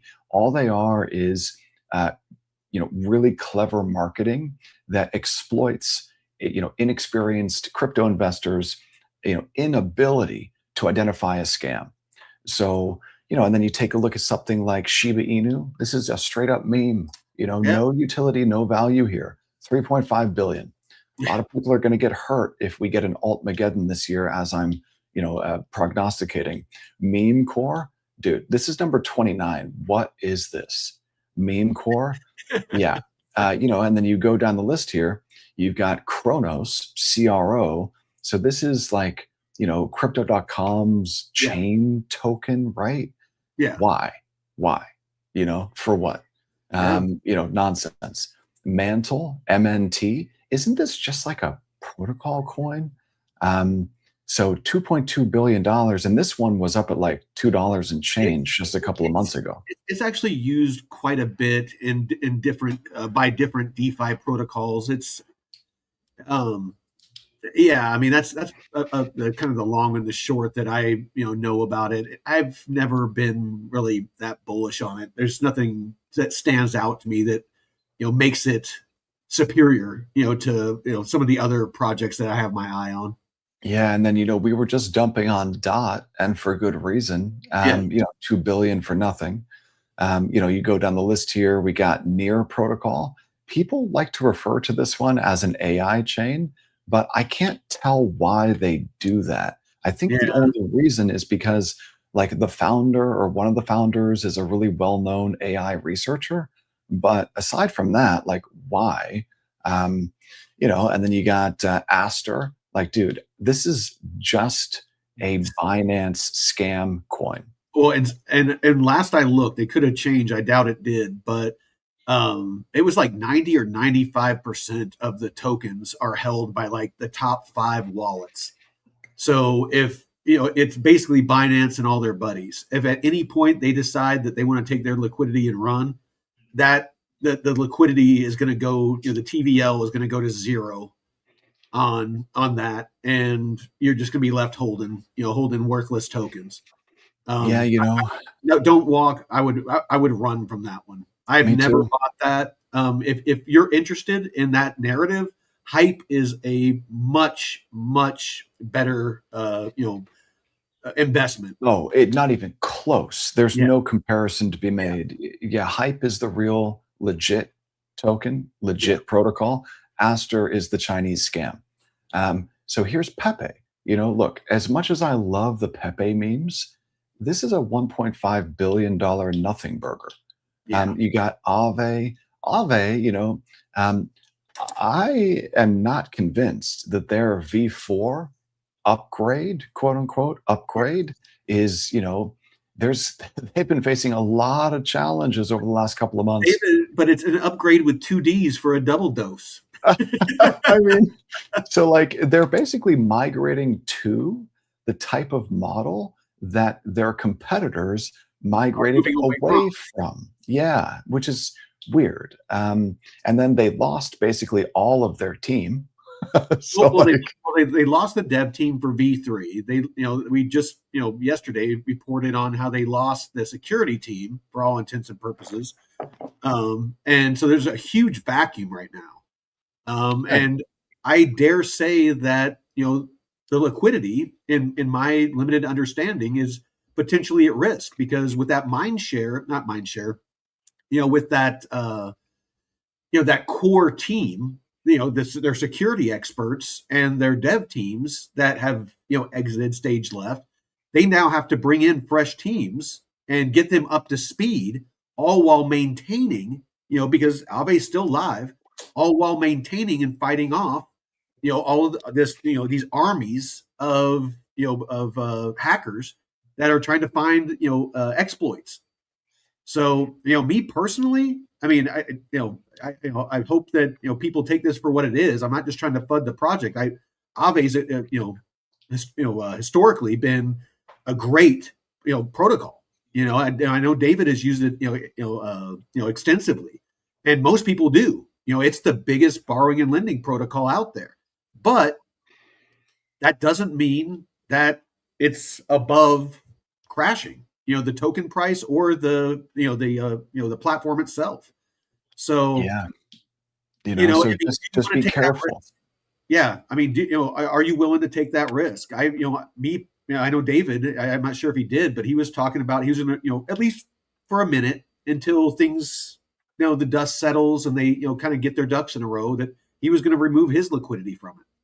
Well, I think about it this way, Mike. Does it make sense for me to have cash on Aave earning 2.5% and take that smart contract and counterparty risk at the same time? Is that worth it? No, And the answer for me now is no. Um, and then you got internet computer, like, dude, like why? ICP. Why? Yeah. You know, Ethereum Classic, again, like why? And this is the top 50. We're talking about like crypto is still really, really small. And most of the projects, I mean, dude, we just ran through the top 50. Most of the stuff in the top 50 is dog shit, like, so that's not good.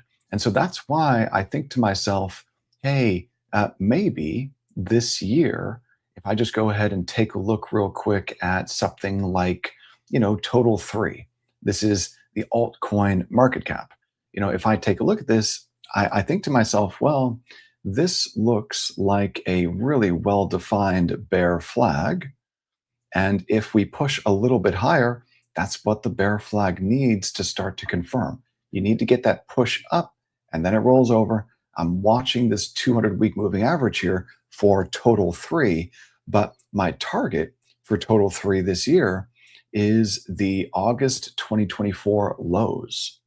So that would be a move from the current level of Total 3's Like market cap 30%. alts. I think it's like 35. Yeah. Okay. So 35%. And that would be like, being generous, I think. So down 35% from where it's currently at makes a lot of sense to me. And if we just take a look through a bunch of these digital assets, just real quick, Mike. So, what I've got here for Bitcoin is a couple of levels that I think we need to watch. This is a weekly. So this is the 200-week moving average. First and foremost, this is an important level of support during a Bitcoin bear market. In previous Bitcoin bears, we've seen this 200-week moving average get broken to the downside. In the previous bear market, we saw the 200-week moving average get broken to the downside by, I think at its trough by 30%, 30% below the 200-week. Now, my expectation for Bitcoin is that the 200-week moving average breaks and we see Bitcoin down here over the next couple of weeks at maybe 48 or 49K. Mm-hmm. So that's what I see for Bitcoin. This is a beautiful bear flag pattern that we've got shaping up here for BTC. So if that bear flag pattern completes, then the first target is 49K, but probably actually a little bit lower than 49K. So with that context, we've got to view just about every digital asset through the lens of what Bitcoin is doing. So if my expectation is that Bitcoin breaks its 200-week moving average, what does that mean? Pump. No. No, they're going to pump in reverse. They're going to do some reverse pumping. And so when I'm looking at ETH, then that tells me, hey, maybe we see ETH all the way down here. There's no way that if Bitcoin breaks its 200-week moving average and actually moves down to 49K, well, then there's no way that Ethereum would hold even this level of trendline support. So that makes me think that, it could be that most altcoins test their bear market lows from last bear cycle, which means ETH at like $1,000. I almost want to put in some limit orders, like for some of these really low prices on good assets like Ethereum and Bitcoin and things like that, so that if we do wick down, kind of like on October 10th, if we do wick down to some crazy freaking low because of some tweet from Trump or something like that, that hopefully those orders fill. Yeah, I think it's a great idea. So what would the levels be and which assets would you buy? I would be thinking about buying Bitcoin, buying Ethereum. I would only buy Solana if I could get it for In the 30. 30s. Yeah, 30 or less. Yeah. $30 or less for Solana. And then once we start going down the list here a little ways and we take a look at some of the other smart contract platforms like Sui, um, Sui to me, if I could pick up some Sui for 35 cents, I'd buy some at 35 cents. Sure. That's basically near its low from the beginning of this past bull market in October of Give, 2023. give me a good entry on hype, because I want to get some exposure to hype. Hype, sure. So if we're taking a look here at Hyperliquid, the one thing about Hype is that we've got very little data for this token here. We've only got like a year. Been outperforming Bitcoin, so that makes it hard. Well, yeah, but we have very little data. And so when I'm taking a look at Hype, there's two things that I think about here. Number one, this level of horizontal support.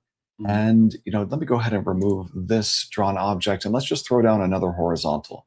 So down there at, let's call it $10 and $20. So you really don't have to overthink this stuff. When you're performing technical analysis, all you got to do is identify support, resistance, and the trend. And so it seems as though the trend for Hype is up, but this is very, very little data here, very little data. And the moment that Hyperliquid has some type of real competition, I think people are going to dump Hype. So yeah, I would just be patient and wait to enter, between $10 and $20. Between 10 and 20, I would just be patient and wait because it's still a Bitcoin bear market. And if Bitcoin, has another leg lower, as I expect it to, then every digital asset will come under pressure, even the higher quality ones like Hype. So I would just be really patient, really cautious if you're going to be, taking a look at something like Hype. You could take a look also at something like Tron. Yeah, that's another one. This one's interesting. Yeah. Tron. Yeah. Well, it's interesting because it put in a 7x from trough to peak during the last bull, and actually a little bit more than that if you measure up this wick. Not much trading activity up there, so I just measured to the what I think is the more legitimate all-time high. But yeah, this wick here you could measure up to the wick, but I decided not to. The thing about Tron is that it is still a digital asset. And even though it's outperformed just about everything else, if Bitcoin has another big leg down, I would expect Tron to come under pressure. Although that has not been what we've seen. So if we take a look at Tron in Bitcoin terms, check this out. Since the start of this bear market, we have seen Tron move to the upside. This is basically the start of the bear in November, late October and early November. That's the start of the bear market. And Tron, since Bitcoin has started moving lower, Tron has really outperformed BTC. So this is an interesting one. And then if there are any other like higher quality digital assets that you might be looking at, you might be looking at Tau potentially. But the thing for me about Tau is that even though it has put in a really, really nice bounce here from its lows at $143 all the way up. Downtrend. Yeah, to 376. That is a beautiful counter trend rally. But this is still just a lower high. So you've got a high here near the all-time highs for Tau. You've got a lower high, and then now you've got just another lower high. So, and then if we go ahead and price Tau in Bitcoin terms, like so, Tau BTC, then what you're going to see is, okay, it's rallied up to resistance in Bitcoin terms. And look, if Tau is able to break out above resistance and start to rally in Bitcoin terms, then hey, this is definitely one that you want to have on your radar. So for me, it's Tron, Hype, and Tau. Those are the three digital assets that have basically been outperforming just about everything else since the start of the bear. So, and with Tron, it's basically outperformed everything else, for the past bull too. So Tron's an interesting one to me. But if we go down this list here a little ways, and maybe we take a look at some of those reward tokens. We could start with Arrow, and Arrow bouncing this week, putting in a pretty nice bounce. And notice where Arrow is trading. Trading just above support at, like, let's call it 27 cents. That's an important level of support for Arrow. But yeah, for me, this is a bearish pattern. So my expectation, like you've said multiple times, if Bitcoin breaks to the downside, and alts follow, which historically they almost always do, then it could break that support and go down to the next level of potential support at 13 cents or, Yeah. or maybe a little bit below there. Now, here's something interesting though. If we take a look at total three, but we take a look at total three in Bitcoin terms, and Benjamin Cowan has a better version of this chart here, but I think all he does is strip out the stable coins. But if we take a look at total three, this is altcoins priced in BTC terms. It's just been really interesting to see that we've got this level of resistance. We've got another, it held as resistance again, and we're starting to see this hold as resistance again. So what this tells me is that alts are, because I've seen so many guys on social media talking about alt season again, Mike. Have you seen some of those posts, dude? Have you seen that stuff? I haven't. Oh, dude. Yeah. So I've seen. Actually, you know what? This morning, whenever everything started pumping and stuff, you saw a lot of the usual suspects, starting to hint at that. Yeah. So the thing for me is, whenever I see guys like Alex Becker, who I really enjoy watching his content. He's very entertaining, but he's just one example, man. There's a lot of them, a lot of guys who, and I was one of them at one point calling for alt season. I thought that we were going to get some type of an alt season pump like we got last bull cycle. Yeah. And the reason why we didn't get it is because we got no euphoria from the large caps. We didn't get any euphoria out of Bitcoin. We didn't get any euphoria out of ETH Well, or out of.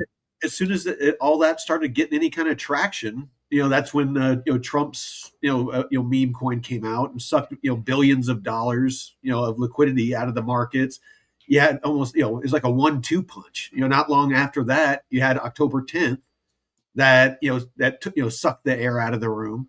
So that fire that was trying to ignite that to give us that alt season, because we got Bitcoin, Bitcoin pumped.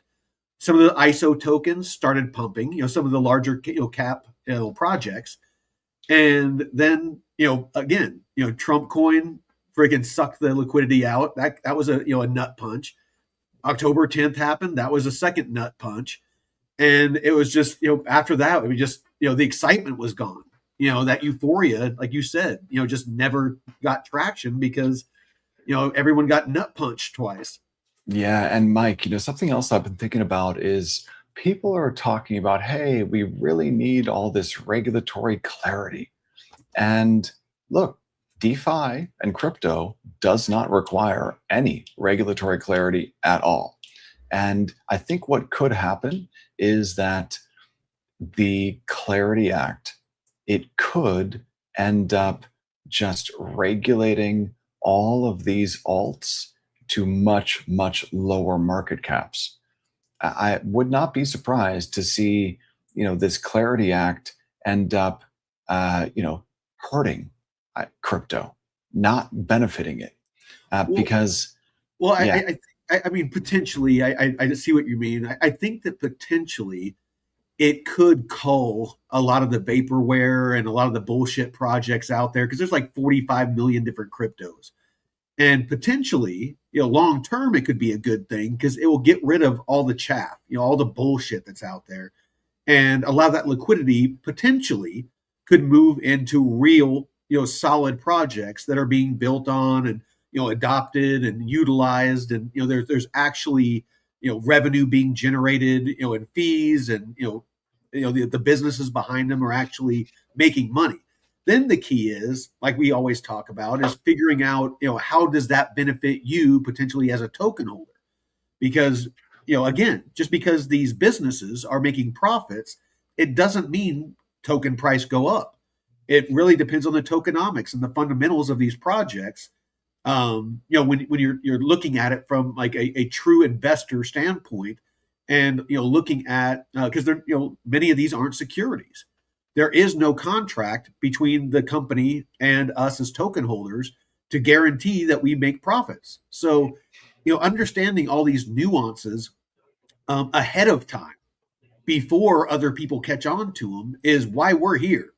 Is because I don't hear a whole lot. I mean, and maybe you have, David, but I don't hear a whole lot of other people out there, influencers or educators or otherwise, talking about a lot of these things that we talk about. When it comes to the relationship of the token with the business, that is the business actually earning revenue. Actually looking at these as real investments, not just speculative assets that we're hoping are part of the next hot narrative, or that get artificially pumped so that we can exit and take profits. Yeah, and I'm just thinking to myself that the regulatory framework that the SEC and CFTC have proposed, and the way that stablecoins are treated under the Genius Act, and what has been proposed so far for the Clarity Act, uh, like I don't see how this can be good for most crypto projects, because if you're an American citizen and all of a sudden, like, the tokens that you hold are become overnight with the passage of these bills, they become unregulated securities. What are you supposed to do? Like, sell them? That's Yeah, it, right? there's going to be a mass sell-off, a mass culling. So that just means, in my opinion, anyways, Mike, that if we bring it on back over here to this list of dog shit, which is, like the coin market cap top 50, you've Yeah. only got, like, dude, there's very, very few coins or projects here that In, in the top, go down the top 20 and tell me the ones that you feel are the best choices. legit. Yeah. So I can do that real quick. So Bitcoin number one, Ethereum number two. I think that USDT and USDC are basically cash on chain. I like, outside of Bitcoin, ETH. I like Tron. I like. I'm not sold on hype yet, simply because they don't have any competition. So I'm just concerned that the moment that those guys have some type of competition, that the token just dumps. Gotcha. But other than that, hype is looks pretty solid because they generate so many revenues, and I they're know you're turning those. definitely a fan of Cardano. Uh, Dude, just threw up in my mouth a little bit. Um, I do like USDE, but Mhm. I wouldn't hold it. I like the idea of USDE more than I actually like USDE. I like Canton.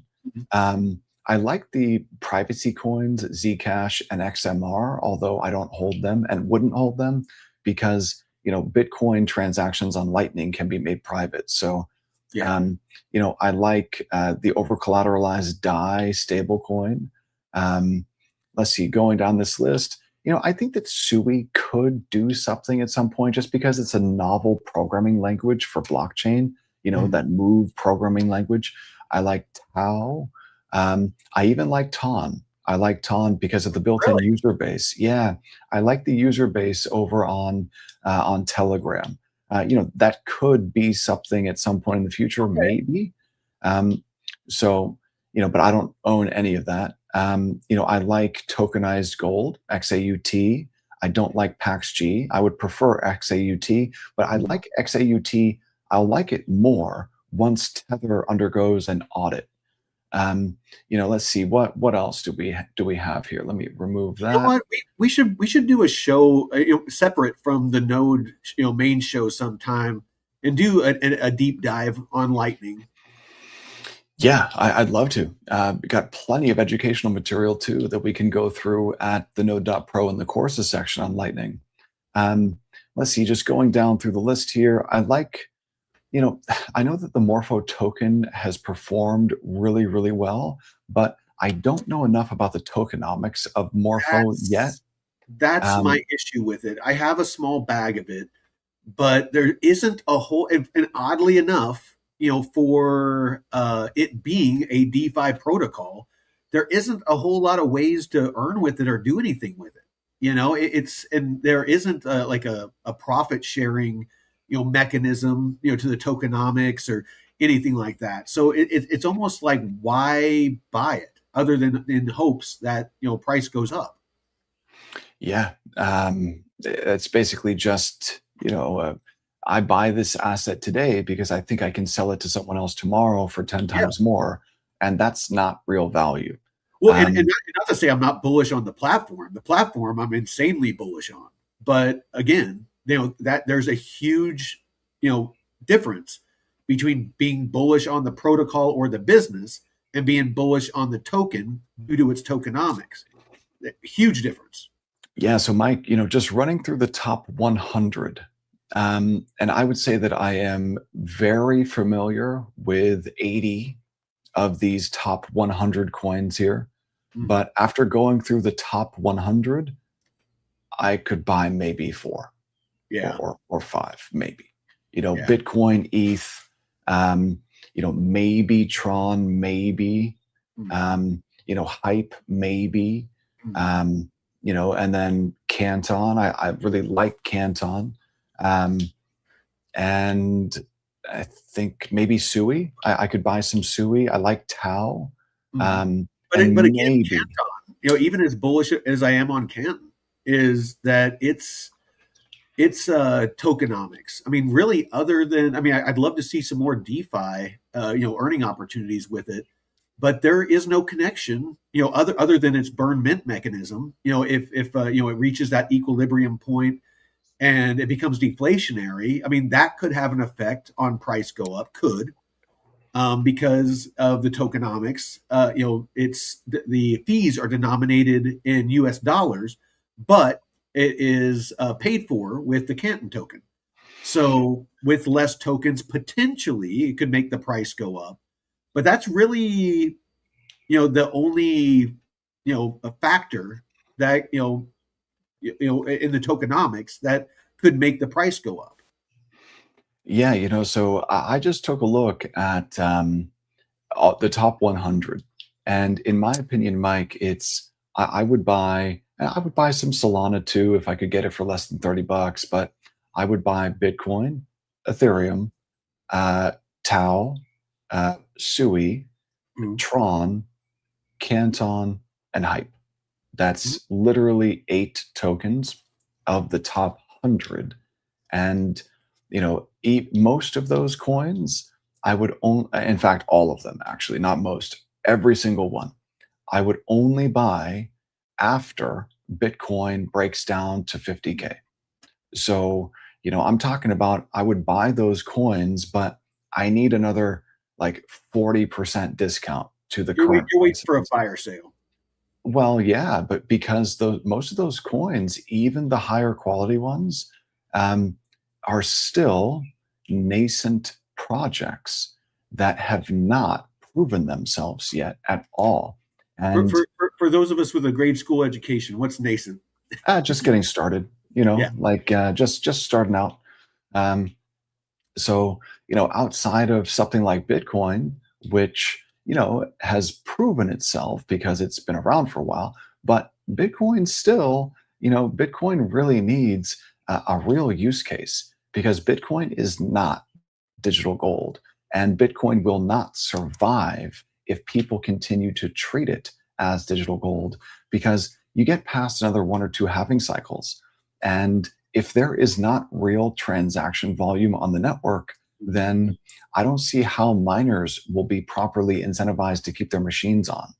So It'll cost more to mine than they'll earn. yeah, so that you can't lose money as a miner indefinitely and still keep your machines on. So there needs to be like a real use case for Bitcoin. And I think that the use case for Bitcoin is as a treasury asset, a replacement for the US Treasury asset, and to denominate everything in Satoshis and for it to become, a true internet money. Because right now it's not. You need to use a layer two to be able to transact cheaply. And the current layer And two, at any kind of speed. yeah, so Lightning is great. I really, really like Lightning, but not enough people have been building on top of Lightning. Mm. So we need to see, more people build apps on Lightning or build your own layer two, and build out on top of Bitcoin. Ethereum is, I think Ethereum has a future, so we'll see how they're able to handle the quantum threat. But, definitely, I think Ethereum has a future. Solana could have a future if they're able to get away from, that meme coin casino image. The way that I think of Solana is as a scammy meme coin casino. And I want that to go away, but I would buy Sol like at or below $30. You take a look at something like Sui. I like the idea of a fast, chain that uses a different programming language from the other chains, and potentially could do some interesting stuff. So this is like a gamble for me. If I'm going to speculate and gamble on a smart contract platform, I think it's probably going to be Sui. And then if I take a look at something like Tau, I like the idea of an AI chain like BitTensor Tau. I know that there are subnets, which are essentially businesses on the BitTensor Tau chain that make a lot of money, that, where they're actually successful businesses. Now, So to now, me, now, those make money. Is there? I mean, how knowledgeable are you about how those, that revenue or those fees generated? Is there a mechanism in Tau that? Because I don't know a whole lot about Tau, and so I'm kind of asking for me and for the community.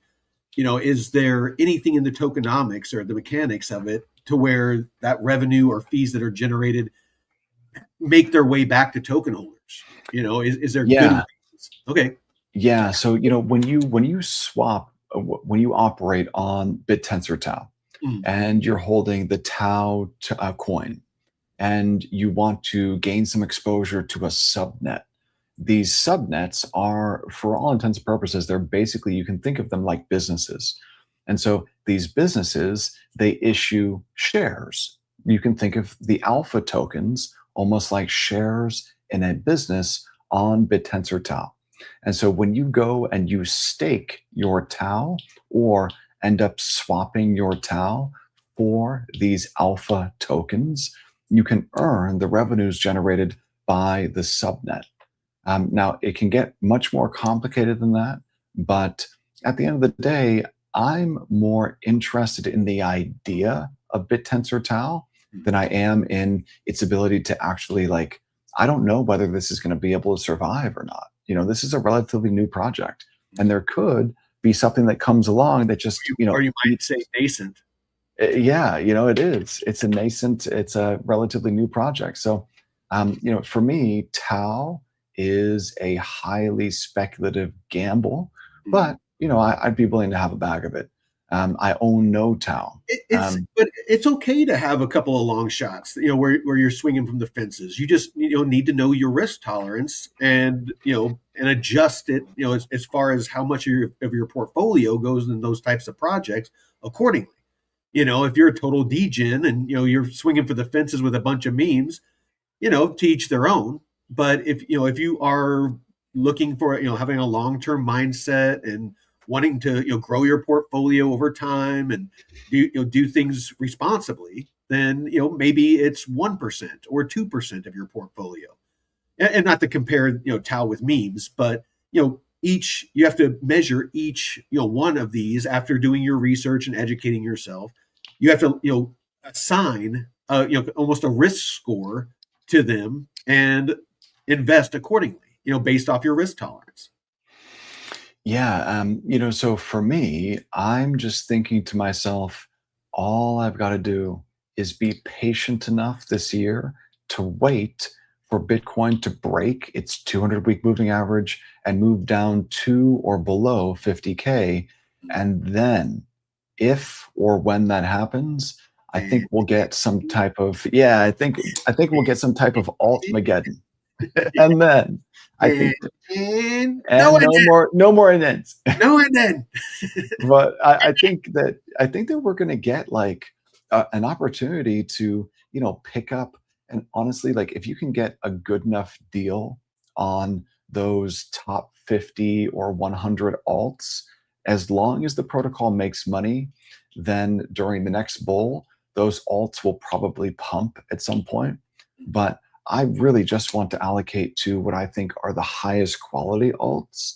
And I just need to be patient. That's really all it comes down to. Is if my expectation is that I get an opportunity to buy alts down another 35 or 40% from where they're currently trading, well, then all I've got to do is be patient and wait. And that's knowledge what I'm and doing. discipline. It all boils down to knowledge and discipline. Yeah, and I mean, take a look at this bounce out of the S&P though, Mike. So this is a weekly chart. And this has been a monster bounce out of the SPOOs, it's called. Yeah. So, the last 2 weeks, big bounce. But here's the thing, man. Now that the S&P is, starting to price in the end of the conflict in Iran, well, Might be a now, short. we've got to start thinking about, well, what are we going to look at now? We've got to start looking at private credit. Some problems over there. We've got to start taking a look again at yields and how much is being paid in interest on that national debt. We've got to start thinking about, okay, well, what if crude oil doesn't just collapse and actually hangs out up here between $80 and $110 a barrel for a little while? There are real things to be concerned about. There's trickle down effects. Exactly. We've got to start thinking about, okay, well, what about all of these, mega cap tech companies? What is they call it, the Magnificent Seven? NVIDIA, yeah, all those. yeah. Are we going to see, Oh, we just those? got Iran just closed the strait again. Oh no! It's just I mean, it's closed. while you finish up, I'll check that. Yeah. So let's take a look at that, Mike. Yeah. See, not so fast. Big rally out of the S&P, not so fast. If Iran you don't closed like this what's going on in break. the world, just wait 5 minutes. I know, right? And remember that one guy who was talking all the shit in the chat? The leftist guy. I'm Oh sure yeah. that he's enjoying this right now, right? Oh, Um, I'm sure. yeah. So the ceasefire today. So where did you see that news, Mike? Yeah, it says reports coming in this morning indicate the situation in the Strait of Hormuz is rapidly deteriorating. While a 2-week ceasefire was announced late yesterday, the reopening was hit a major wall. Latest developments: the strait closed again. Iranian state media reports that authorities are once again treating the strait as closed in response to a massive Israeli airstrikes across Lebanon today. Iran is citing these strikes as a breach of the broader regional stability intended by the ceasefire. Threat of destruction. The Iranian Navy has issued a chilling warning via VHF radio to all commercial vessels. Any ship attempting to transit without explicit prior permission from the Iranian armed forces will be targeted and destroyed. Ceasefire uncertainty. While the U.S., led by Secretary Pete Hegseth, claims the ceasefire is still technically in place and that the U.S. military will remain in the area to enforce it, the actual maritime traffic has come to a near standstill. The Right. shipping freeze. Global shipping giant Matt Maserk has stated that they are not resuming normal operations yet due to the lack of security certainty. There are currently over 1,000 vessels trapped inside the Gulf waiting for a safe exit window. Yeah, man. Well, they're not going to get it. So Yeah. they better have some food on board because they're going to be stuck for a little while. And yeah, Mike, I've got to run. I've got a private client that I've got to work with in Oh, 15 minutes absolutely. here. Yeah, I got to But go get my truck. So yeah, I, dude. you know what? Quick shout out to freaking, looks like we got about 70, 80 people watching live. That's honestly, it's a record high for our show so far. As far as live. So appreciate you all, and keep coming back. We're always gonna give 2 hours of straight talk and alpha. If we give facts if we like them or not. We're not about emotions here. We're about facts, logic, data. So join us again. What tonight we got is Wednesday, so we got Jeff is doing the blockchain report, and I think that's it for today. And then tomorrow we'll be back here again at 9 a.m. Pacific, noon Eastern, and reporting that the hot news. And David giving his takes as far as charts and what we see going on in the markets. Anything Hot, hot, hot. anything in closing, David? No, I think I'm good, Mike. I appreciate everyone for joining live. If you want to go through some educational material without any charge, then hop on over to the node.pro, take a look at courses. If you're looking to join our Discord, you can do that. I need to add that into the node.pro website. Links for all this is on our YouTube channel. So just right.